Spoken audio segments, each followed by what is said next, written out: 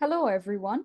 I'm Nabila Faiza. The topic for today's social linguistics presentation is marginalization of indigenous languages by prioritizing English and Bangla in classroom spaces.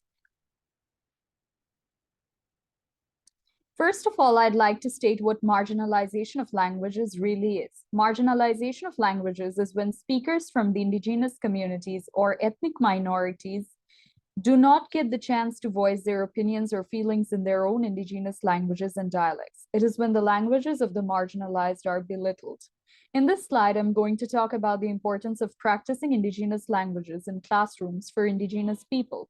It is emphasized in this news report from Dhaka Tribune that the government of Bangladesh took the initiative to protect the languages of the tribal people in the classroom by educating 5 indigenous communities in their mother tongue. The government ensured that textbooks in the 5 indigenous languages were available in the classrooms.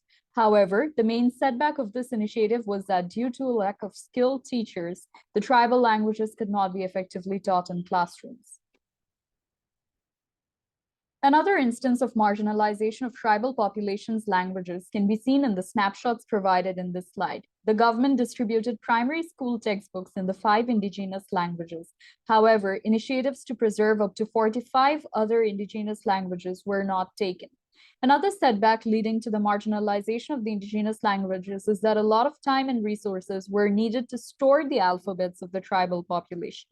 Moreover, some of the communities did not have written literature to begin with, which made it even more difficult to preserve these languages in the classroom. This slide shows a screenshot of a video called Bangladesh's Indigenous Languages Risk Dying Out by Al Jazeera English. Here, one commenter of the video has suggested how tribal children should be taught in their native indigenous language besides Bangla. The commenter emphasized how a subject could be taught in the indigenous language till the 10th standard to ensure the indigenous languages are protected.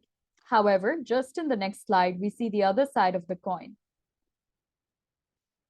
In this slide, we see comments by a commenter from the YouTube video who says that there is no point in wasting time, energy, or resources in learning indigenous languages such as Marma, because according to the commenter, these are lower or lesser variety or lesser prestige of languages.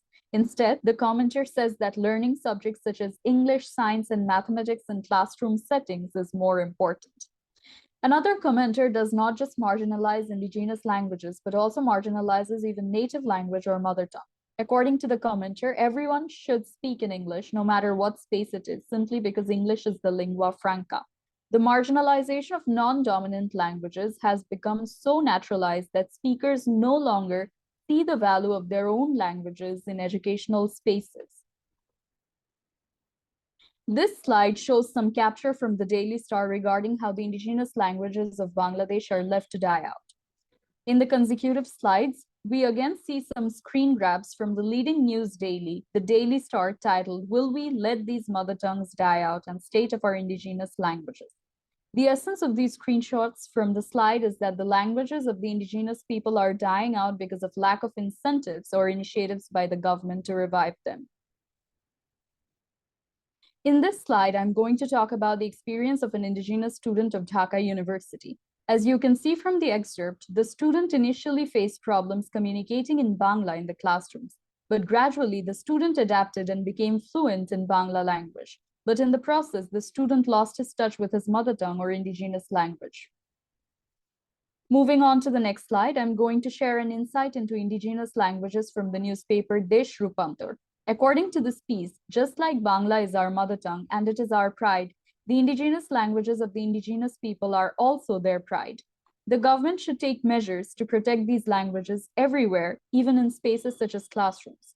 I'd like to read a quote from this passage to highlight this. মাতৃভাষার চেয়ে মধুর আর কিছু নেই। আমার এই বাংলা ভাষা যেমন বাঙালিদের কাছে প্রাণের ও আবেগের এবং গভীর মমতা ভালোবাসার, গারোদের আং আমানি খু বা ত্রিপুরাদের আমানি কক বা আমার মায়ের আদিবাসী ভাষাও তেমনি আদিবাসী মানুষের কাছে সমান প্রাণের, আবেগের ও গভীর ভালোবাসার। My concluding remarks would be that all languages, including the languages of the indigenous population, should be acknowledged and respected. To promote diversity, the government should take measures to protect the languages of the indigenous population. Since education is the most powerful tool for learning languages, we should create spaces in our classroom practices for Indigenous languages so that they can thrive alongside other languages.